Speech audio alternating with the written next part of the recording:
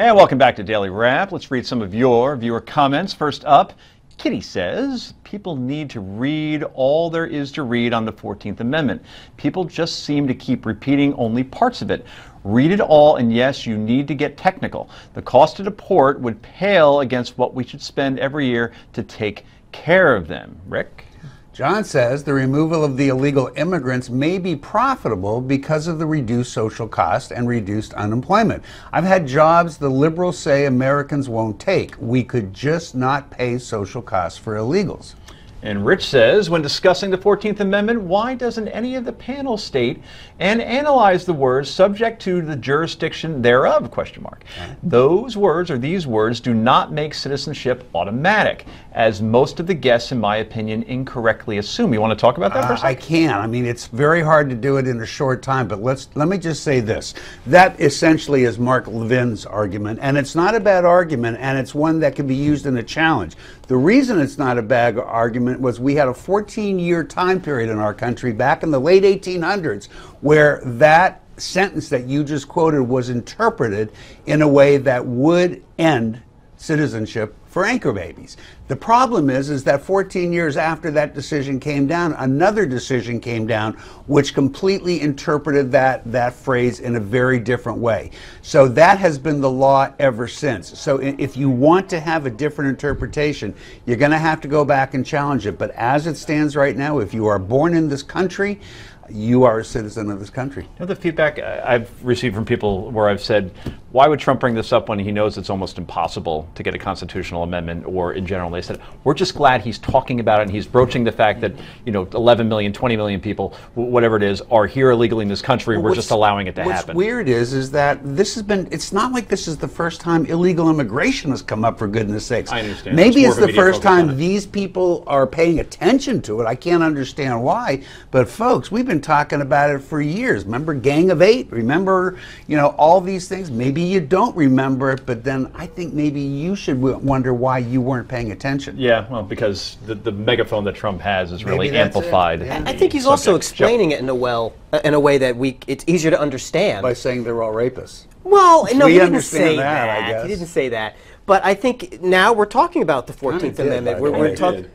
He did not. Well, he said it in a backward way than he should have, instead of saying, I guess some are good people. But he was referring to illegal immigrants at the time. He wasn't referring. They're not all rapists either, as it turns out. Well, he didn't say everyone is a rapist. Pretty much. I mean, he certainly wasn't proven wrong about it if you look at what happened in San Francisco right after that. Terrible things happen. And by the way, I don't support illegal immigration. People get confused about this because I want true information out there. It doesn't mean I don't support anchor babies. I don't support illegal immigration. But I don't support lying about it. Well, I support more viewer comments, so let's go to that real quick. All right, go ahead, you're up. Yell that in my ear. Scott says, Hillary is going to claim her innocence until they pull the dress with the stains on it out of the server. Enjoy your dinner. Oops, that was Bill, wasn't it? Good old family tradition. Here's the thing, though. I would wipe a server clean, too, if it wasn't a bathroom.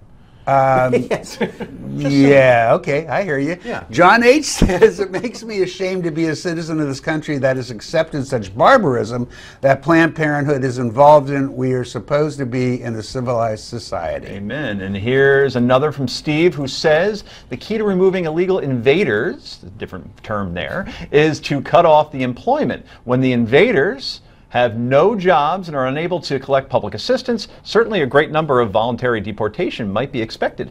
The feds could provide bus tickets to the nearest border crossing, remove the employment, block assistance, issue bus tickets, and, to use a Spanish term, adios. It's not that simple, Steve, but you have put your finger on an important point. One of the reasons that we haven't seen reform in immigration is there's a lot of employers in this country who are Republicans who don't want this to end. They want those people to be able to come and work for less money. So you've got that right. That is the way to stop it, but you don't just put them on a bus, because we do have legal process in this country. You're reading. Holly says, I have not seen the Planned Parenthood videos in their entirety, but I'm someone who cannot carry a child. So to hear the details of the last video made me cry, made me sick, and made me wonder why something has not been done by someone. I usually don't agree with Rick Unger, but thank you for demanding that the DOJ investigate. Maybe they will listen to you. By the way, love the show. and all the great hosts. Thank you, and I do intend to stay on that. I am not happy that this investigation hasn't already begun. And he's like a dog with a frisbee. He doesn't let go when it comes to these sort of things. Anyway, finally tonight, G-Man says, I would vote for Carly Fiorina, but I think she would be better served as a VP, perhaps to Ted Cruz at this point in the primaries. If she served as a VP on the ticket with the Donald, it's a slam dunk. I agree. It's Kasich or Fiorina are probably your top two VP choices if John doesn't get the nomination, which he will. Anyway, remember, if you want to weigh in on any of the issues we're talking about here on the show, be sure to go to newsmaxtv.com/comments and let us know what you think. And if you want to get your own Make America Great hat again, you just have to go to newsmax.com/TrumpCap. That's just like the one Donald Trump wears, or call 1-800-933-8396, or go to newsmax.com/TrumpCap. Anyway, more Daily Wrap in just a moment. It's time for Yay or Nay. It's happy time. This is the Daily Wrap.